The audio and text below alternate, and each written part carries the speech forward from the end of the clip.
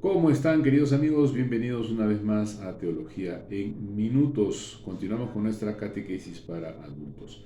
En el vídeo anterior habíamos esbozado el tema de la creación, pero ocurrió ayer una cosa interesante. Me encontré con mi buen amigo, el doctor Jorge Martínez, que a su vez estaba esperando al doctor Martín Subiría, que nos dio una conferencia impresionante sobre las musas en Homero y Solón.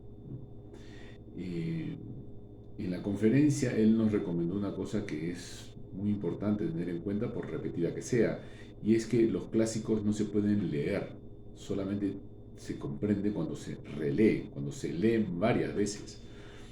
Es muy difícil entender a Homero a la primera, muy difícil entender a los grandes como por ejemplo Sófocles, Esquilo, Eurípides, los grandes poetas griegos, así como los grandes clásicos de las distintas culturas europeas, Shakespeare, Cervantes, el mismo Dante.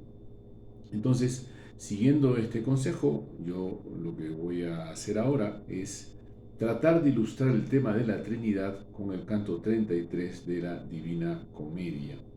Evidentemente no leeré todo el canto 33, sino la parte que se refiere a la Trinidad. Además, porque el profesor Martín Subiría nos ha prometido otra conferencia sobre este canto, que es el culmen de la Divina Comedia, con el canto con el cual termina. Para quien no la conoce, la Divina Comedia es una estructura hermosísima, una especie de catedral meticulosamente construida con endecasílabos, que tiene 100 cantos. El primero es la introducción, ¿no?, que empieza así: nel mezzo del camino di nostra vita, ¿no?, en medio del camino de la vida me encontré que había perdido el sendero, ¿no? Mi ritrovai que la dirita via era smarrita, y que se había perdido por una selva oscura. La cosa es que Dante se encuentra con Virgilio y va a recorrer los círculos concéntricos que van bajando al infierno, los círculos del purgatorio, y finalmente llega al cielo. Virgilio no llega a entrar en el cielo porque en la comprensión de Dante él no tiene pues la gracia de Dios y queda en una especie de estado natural de felicidad natural, por decirlo así. Esto se puede discutir, evidentemente. Dante es alguien que sintetiza en el enorme poema de la Divina Comedia buena parte del pensamiento de Santo Tomás de Aquino, junto con las intuiciones, algunas de ellas bastante extrañas, de Joaquín de Fiore y otros místicos de la época, ¿no? Y su lectura es mística.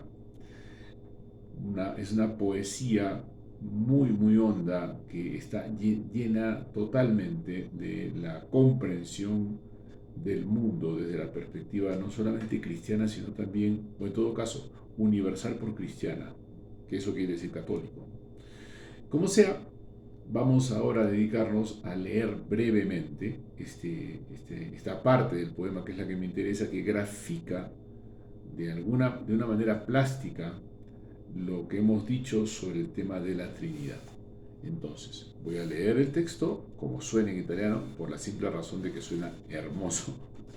Y después voy a detenerme a explicarlo parte por parte, y espero que esto sirva simplemente como una ilustración.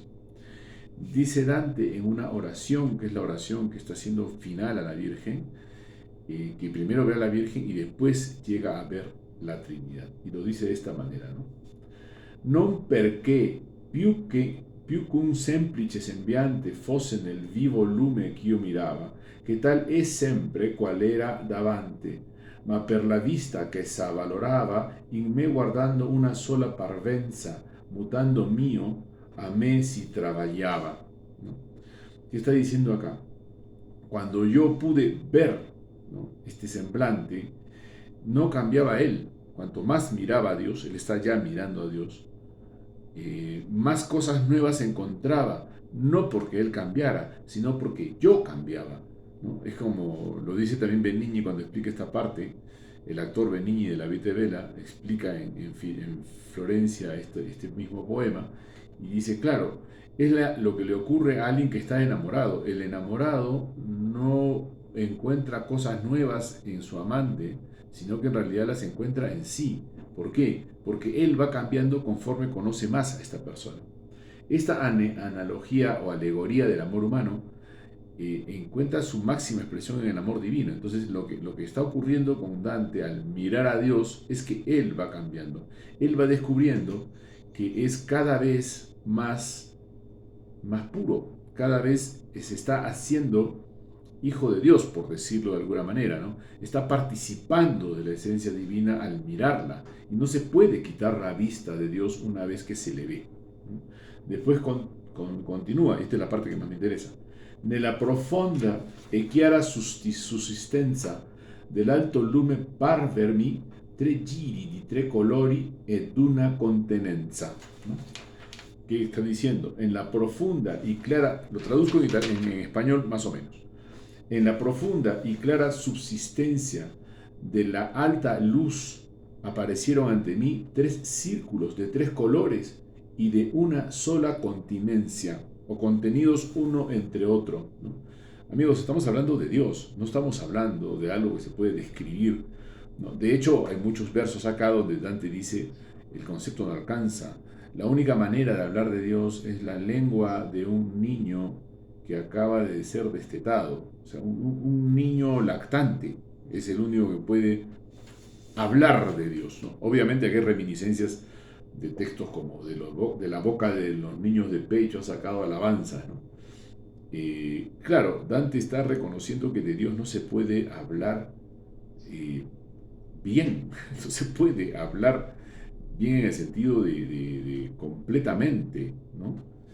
Por eso él dice al final que lo que en esta parte dice lo que de Dios se dice es como el balbuceo de un lactante, lo primero que el lactante comienza a decir, ¿no? Benigni lo dice, ¿no? Es el bebé diciendo, ya, eso es lo que podemos decir de Dios. Ya, en ese contexto es que él comienza a describir esto, ¿no?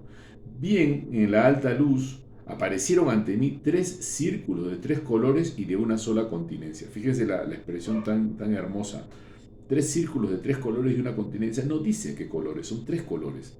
Él no se va a poner a decir verde, amarillo, azul, fucsia. No, son tres colores, ¿no? Y después dice, el un dall'altro come iri da iri parea riflesso, il terzo parea foco che quinci e quindi igualmente si ispiri. Lo leo porque suena monstruo nada más, pero traduciendo más o menos al español diríamos, y uno iba hacia el otro como arcoíris tras arcoíris, un arcoíris sobre otro arcoíris, y parecía reflejado. O sea, como un arcoíris que se refleja en otro arcoíris, ¿no? Y después dice, y el tercero parecía fuego que quinci e quindi igualmente si ispiri, que constantemente se expiraba, se respiraba. El Espíritu Santo aparece, como también dice Benigni, como el respiro de Dios, el aire de Dios que está vivo. El Espíritu Santo es como la vida de Dios que se nos expresa, ¿no? Me parece que en ese sentido el gigante Dante Alighieri, el poeta toscano y el inventor del italiano prácticamente, le hace mucha justicia a lo que hemos dicho de la Trinidad. El Padre no es el Hijo no es el Espíritu Santo no es el Padre, pero el Padre es Dios, el Hijo es Dios y el Espíritu Santo es Dios. Esta formulación que parece seca o parece casi matemática, de una matemática incomprensible, dicho sea de paso, para la lógica humana, es simplemente una manera de aproximarse, aparentemente la más justa, es justamente esto, la mística, ¿no? La mística con la cual Dante se aproxima a este tema. Entonces, fíjense esta idea, ¿no? Vi un círculo que contenía otro círculo de distintos colores y como un arco iris que refleja a otro arco iris, a su vez se expresaban en el tercero, que era como un fuego que al mismo tiempo era la respiración de Dios. Dios respirando, el aliento de Dios que uno comienza a percibir y que coincide perfectamente con la propia alma. Por eso es que Dante dice, no cambiaba él, cambiaba yo, porque él es inmutable, él es simple. Era a mí que se me iban destrozando, deshaciendo las complejidades, las maldades, se iban derritiendo, más atrás también lo dice, como la nieve con el sol, mis propias ideas absurdas sobre el mundo, sobre Dios y sobre todo sobre mí mismo, ¿no?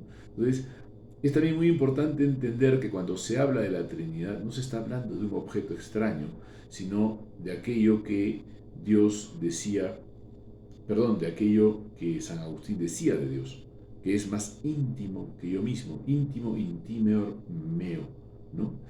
Eso es lo que estamos ilustrando ahora, ¿no?